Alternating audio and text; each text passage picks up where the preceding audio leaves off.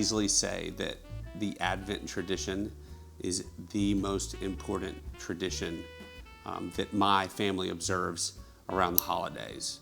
There are a lot of great ones, but Advent keeps you centered in a way that those other ones just don't.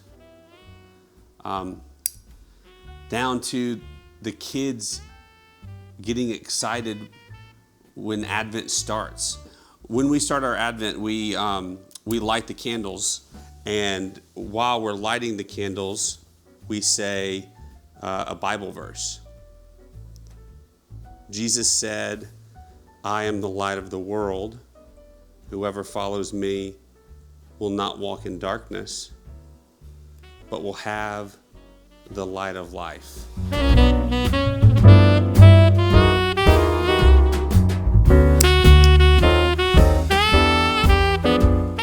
I can't really express the feeling of watching your 3-year-old recite that passage and that truth.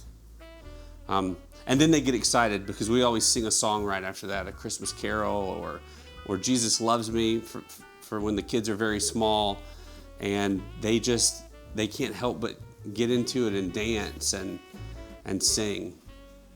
That passage is Jesus saying, "I am the light of the world." You find that in John 8. It's part of the I am statements that Jesus makes in the Gospel of John. And then 2 chapters earlier, in John chapter 6, he makes us another I am statement. In John chapter 6, verse 35, it says, "Then Jesus declared, 'I am the bread of life. He who comes to me will never go hungry, and he who believes in me will never be thirsty.'" The bread of life.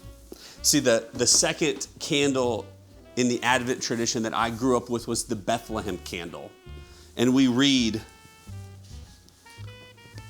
in the little green book, the Bethlehem candle reminds us that Christ was born as a human baby in a specific place at a specific time in history.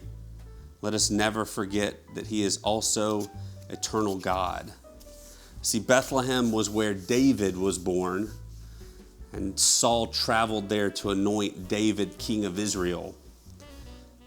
And hundreds of years later, that's the town that Joseph and Mary would visit to have baby Jesus. Bethlehem means house of bread, and it was surrounded by wheat fields. The prophet spoke of this Messiah that would be coming to Bethlehem, the bread of life, sustaining us all.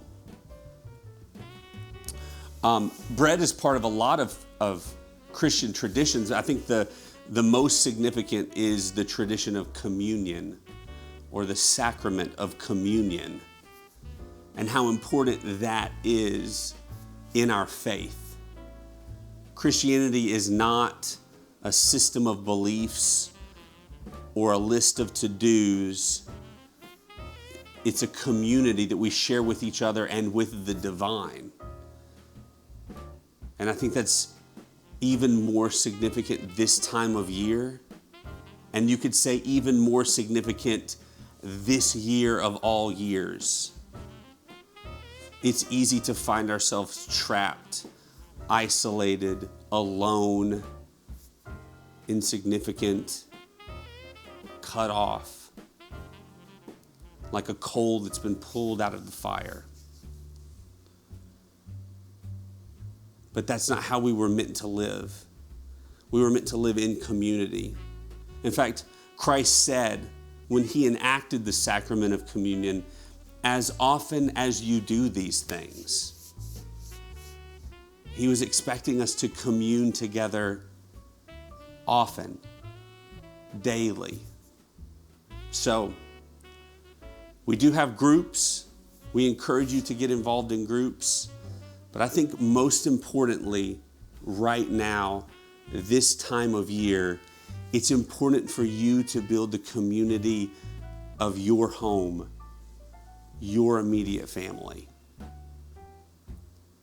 It's easy to go different directions and get involved in different things, but it's traditions like Advent, like family meals, like hiking trips that bring us together and build those bonds both with us and with the divine. So as we get ready this Christmas season to welcome that baby Jesus, I invite you to start a new tradition with your family, one that recenters and refocuses this time of year, that takes our focus off of the consumerism that often takes place this time of year and refocuses on the reason for the season. That baby that was born those years ago, born on a mission as an infant. Creator of the world, helpless, with one purpose: to become our bread of life, so that we would never be hungry or thirsty again. We'll see you guys next time.